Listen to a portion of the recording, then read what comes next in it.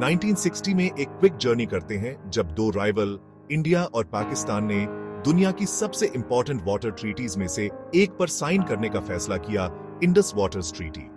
यह सिर्फ एक रिवर के ऊपर हैंडशेक नहीं था, यह एक detailed world bank brokered agreement था जो लाखों डाउनस्ट्रीम लोगों की डेस्टिनीज को शेप करेगा। तो यह ट्रीटी इतनी इंपॉर्टेंट क्यों थी? खैर, नॉर्दर्न इंडिया और पाकिस्तान को देखो, यहां इंडस रिवर सिस्टम ही सब कुछ है।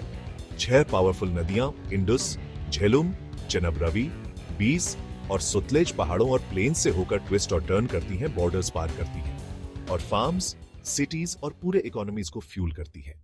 लेकिन 1947 के बाद जब इंडिया और पाकिस्तान अलग अलग देश बने तो यह रिवर सिस्टम सडनली एक पोटेंशियल फ्लैश पॉइंट बन गया। यहां पानी सिर्फ एक रिसोर्स नहीं है, यह सर्वाइवल है।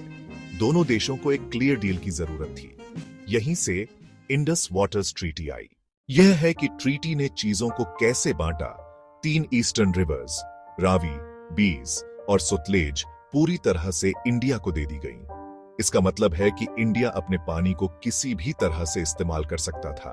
3 वेस्टर्न रिवर्स इंडस, झेलुम और चेनाब ज्यादातर पाकिस्तान के लिए रखी गई। पाकिस्तान को कुल पानी का लगभग 80% मिला, जबकि इंडिया को लगभग 20% मिला। लेकिन यह सिर्फ ब्लैक और व्हाइट नहीं था। इंडिया को अभी भी वेस्टर्न रिवर्स का कुछ इस्तेमाल करने की परमिशन थी, जैसे ड्रिंकिंग वाटर, फार्मिंग और यहां तक कि run of the river hydroelectric projects बनाना। लेकिन उन यूजेस पर स्ट्रिक्ट लिमिट्स थीं, जिन्हें पाकिस्तान के शेयर को थ्रेटन न करने के लिए डिजाइन किया गया था।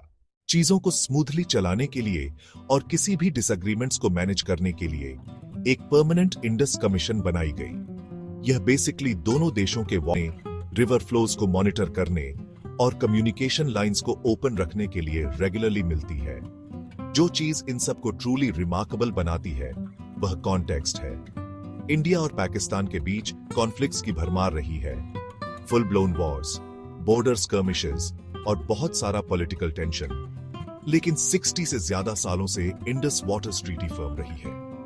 इंडिया के प्राइम मिनिस्टर जवाहरलाल नेहरू और पाकिस्तान के प्रेसिडेंट अयूब खान द्वारा साइन की गई यह डील वहां सरवाइव कर गई, जहां कई और फेल हो गई। इसे अक्सर दुनिया के सबसे सक्सेसफुल वाटर शेयरिंग एग्रीमेंट्स में से एक कहा जाता है। इस बात का प्रूफ कि जब स्टेक्स हाई हो और जरूरत रियल हो तो सबसे टफ राइवल्स भी कॉमन ग्राउंड ढूंढ सकते हैं। तो अगली बार जब आप इंडिया और पाकिस्तान के बारे में सुने तो यह याद रखें, टफेस्ट नेबरहुड्स में भी एक रिवर वह ब्रिज हो सकती है जो होप और पानी को फ्लोइंग